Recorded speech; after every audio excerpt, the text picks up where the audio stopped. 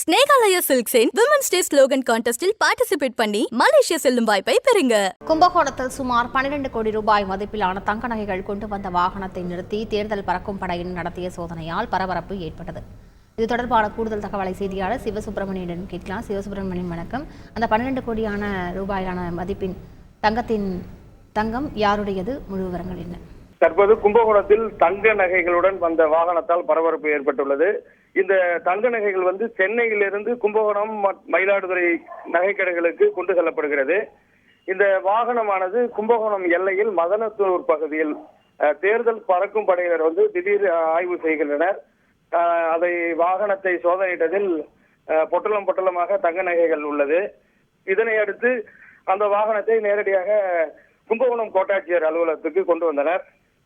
பின்னர் தேர்தல் நடத்தும் உதவி அலுவலர் கோட்டாட்சியர் பூர்ணிமா அவர்கள் தலைமையில் அந்த வாகனத்தில் உள்ள நகைகள் முழுவதும் சோதனையிடப்பட்டது.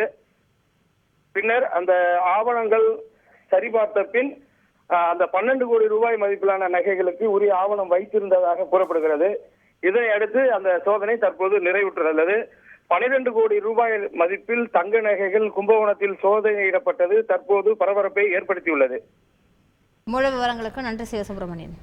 கப்பலா மலேசியா போக ரெடியா? அப்போ ஸ்னேகாலயா சில்க்ஸ்ல மார்ச் 8 முதல் 31 வரை உங்களுக்கு விருப்பமான சாரியை பர்ச்சேஸ் பண்ணி விமன்ஸ் டே ஸ்லோகன் கான்டெஸ்ட்ல பார்ட்டிசிபேட் பண்ணி வின் பண்ணுங்க. Snehalaya first, Malaysia next.